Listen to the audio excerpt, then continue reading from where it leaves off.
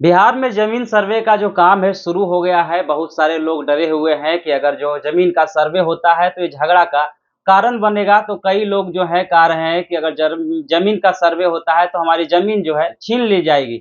और बहुत सारे लोग जो बाहर में है वो भी डरे हुए हैं कि अगर हम वहां नहीं पहुंचते हैं, सर्वे का काम में पूरा भागीदारी नहीं देते हैं तो उनका भी जमीन छीन लिया जाएगा। इन मुद्दों पे बात करने के लिए हाई कोर्ट के सुप्रसिद्ध वकील शिवनंदन भारती हमारे साथ है। सर, ये जो अफवाह गांव में चल रहे हैं इसको कैसे देखते हैं? देखिए, सबसे पहले तो ये लोगों के बीच में जो एक डर और बेवजह का अफवाह फैल गया है कि यदि हम 2-3 दिन में अपने सारे कागजात नहीं दिए तो हमारी ज़मीन चली जाएगी, तो ये बिल्कुल सरासर गलत है। दरअसल कई स्तरों पर सर्वेक्षण का कार्य चलता है। तो पुराने जो सर्वेक्षण हुआ था, देखिए सबसे पहले जो हुआ था 1898 ईस्वी में शुरू हुआ था, 98 में। तो उस टाइम में जो सर्वेक्षण का कार्य था उसको कैडेस्ट्रल सर्वे के नाम से जाना जाता है।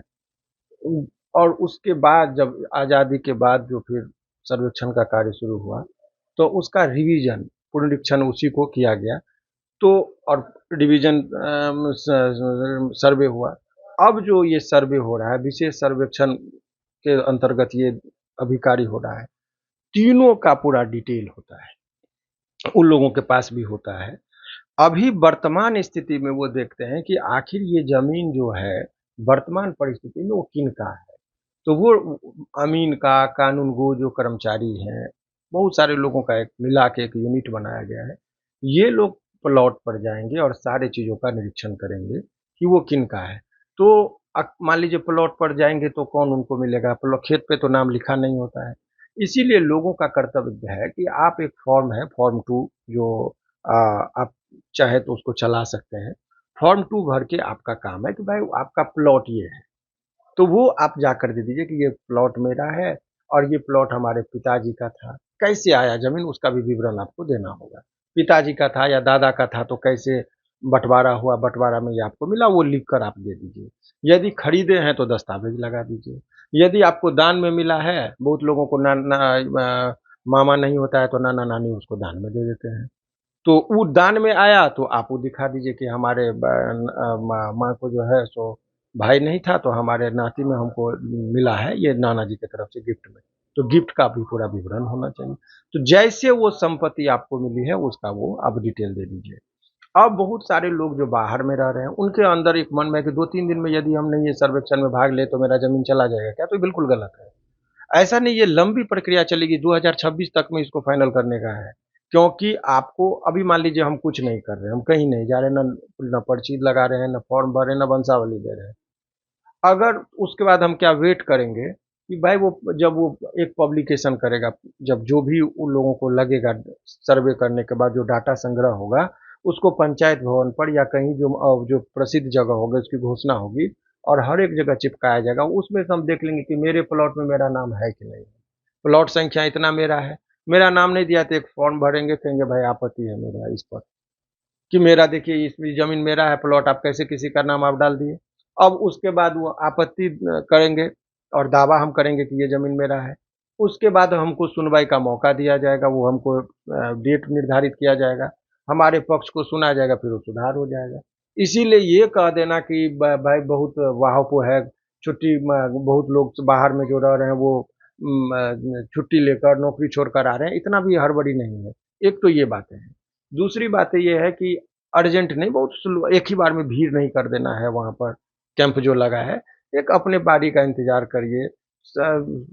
आप उनको काम है, जो सर्वेक्षण पदाधिकारी उनका भी दायित्व है कि वो आपका पूरा डिटेल लें।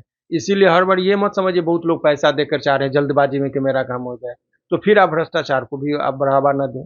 यदि कोई आपको पैसा माँगता है, तो उसकी जो समुचित व्यवस्थाएँ वहाँ पर की गई उनको शिकायत आप कीजिए। लेकिन गाँवों में सर सारे लोग डरे हुए हैं, सर्वे के नाम से ही डरे हुए हैं। कई लोग जो है चक्कर लगाना भी शुरू कर दिए हैं।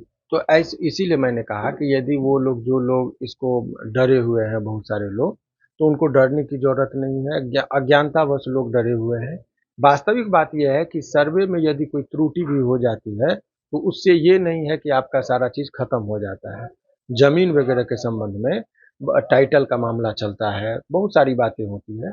ये अभी आपका जो काम है कि जो रियल ओनर देखिए आप समझ लीजिए कि 99% लोगों का मामला सुलझा हुआ है, कहीं कोई विवाद नहीं है। एक आध परसेंट ही लोग हैं जिसका, चूंकि भाइयों में भी उतनी सामंजस्य कि भाई ये खेत तुम जोत रहा है, ये खेत हम जोत रहे हैं, हर जगह विवाद थोड़े है, हर प्लॉट पर भी विवाद नहीं है। एक आध जगह जहां पर विवाद की संभावना है, तो वहां पर आप अपना जिस प्लॉट पर है उस पर मुस्तैद रहिए, दिखाइए कि ये आपका कैसे है, ताकि सर्वे में यदि विवाद है तो वो लिखा जाएगा कि जमीन पर विवाद है, न्यायालय में केस चल रहा है, वो रिकॉर्ड पे लिखा जाएगा। फिर जजमेंट आएगा, उस आधार पर वो उसमें रजिस्टर 2 में सुधार होगा। इसीलिए घबराने की जरूरत नहीं है। अब विशेष तौर पर हमने कहा कि जो कैसे ऑनलाइन आप चेक करेंगे उसका भी व्यवस्था हमने बता दिया है, वहां से आप देख के लोगों को क्या अवेयर कर। वेबसाइट क्या होगी, बहुत देखिए सारे लोग को पता नहीं है। DLRS, फिर से यदि आप चाहें तो मैं एक बार खोल दे रहा हूँ, जरा आप देखिए। DLRS बिहार करके साइट है, इसको आप खोलेंगे। खोलने के बाद ये साइट आपको खुलेगा। आप घर बैठे जहाँ पर हैं वहीं से अपने ज़मीन का, ये देखिए पहला कॉलम है कि आप विशेष सर्वेक्षण को जाएंगे, इसको क्लिक करेंगे। इसको क्लिक करते ही आपको अपने गांव के बारे में पूछता है कि कहाँ है, इसको क्लिक करिए। अब यहाँ पर आप पूरा भरिए कि किस जिला का मामला है। सपोज कि हम अरवल जिला का ही दिखा रहे हैं, या मधुबनी जिला का एक उदाहरण हम आपको दे रहे हैं, क्योंकि बहुत, तो देखिए ये मधुबनी है। अब इसमें आपका सर्किल, सर्किल का मतलब आप यहाँ पर समझिए कि अंचल, सभी लोगों को अपना अंचल पता है। अंचल में आप सेलेक्ट करिए, सेलेक्ट। अब मान लीजिए आंध्रा ठाड़ी अंचल का हमने किया। अब उसके बाद मौजा, मौजा का मतलब रेवेन्यू विलेज, सभी लोगों को पता होता है गाँव में कि किस मौजा के अंतर्गत है। नहीं तो आपका रसीद पे भी लिखा होता है कि किस मौजा के अंतर्गत आपका जमीन है। तो मौजा में आप मान लीजिए जलसेन एक मौजा है, उसको मैं सेलेक्ट कर दिया। अब उसके बाद आपको जैसे यहाँ पर क्लिक करेंगे तो आपको अपने गांव में क्या है अभी सर्वे का पूरा स्टेटस, उनका नंबर, कोई नाम, सब पता आपको मिल जाएगा, जिसमें इसमें आ गया सारे लोगों का डिटेल है कि कौन आपका पदाधिकारी है विशेष तौर पर। और अभी उद्घोषणा कर दी गई, यानी कि यहाँ पर भी कार्य अब शुरू हो गया, नोटिस आ गया कि भाई अपने अपने कार्य को आप लोग करिए। तो इस तरीके से सारा चीज़ का डिटेल है, तो कहीं जाने की जरूरत नहीं है। इसी साइट पर आपको फॉर्म टू, जो जमीन का कौन मालिक है, कैसे आपके पास आया, वंशावली के संबंध में भी दो दो फॉर्म आपको कार्य है जो फॉर्म भर के देना है। एक फॉर्म है कि आप दीजिए वंशावली का, और दूसरा जमीन का विवरण। तो फॉर्म 2 में जमीन का विवरण कि कौन मालिक है, रैयत का नाम, यदि हिस्सेदार है तो उसका नाम सहित, पता, कौन प्लॉट, कौन खाता, खेसरा, मौजा इत्यादि का फॉर्म भर के दीजिए कि ये जमीन आपका है। दूसरा, वो जमीन आपके पास कैसे आया, तो एक वंशावली बननी चाहिए। जैसे दादा, अब कहाँ से वंशावली स्टार्ट करेंगे, 3 पीढ़ी, 4 पीढ़ी, 5 पीढ़ी, ये लोगों में कंफ्यूजन का विषय है। तो आपको जानकारी के लिए बता दें कि वंशावली वहां से स्टार्ट कीजिए।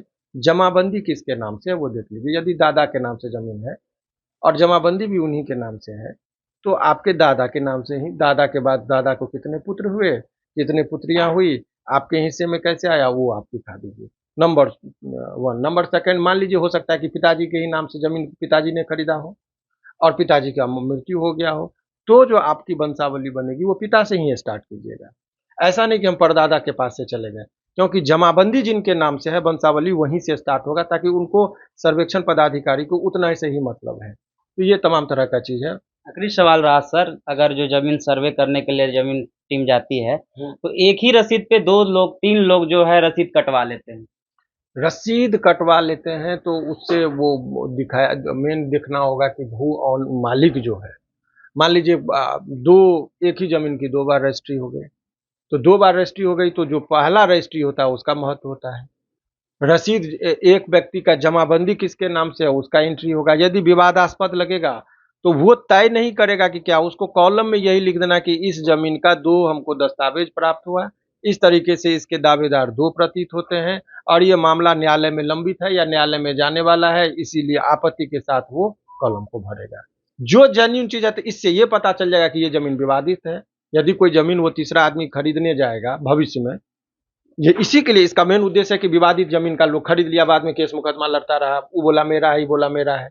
तो भाई जैसे ही हम जाएंगे तो अभी खतियान देखेंगे तो देखेंगे भाई ये जमीन पर प्लॉट पर 2 आदमी ने क्लेम किया, तो विवादास्पद जमीन हम क्यों खरीदने जाए।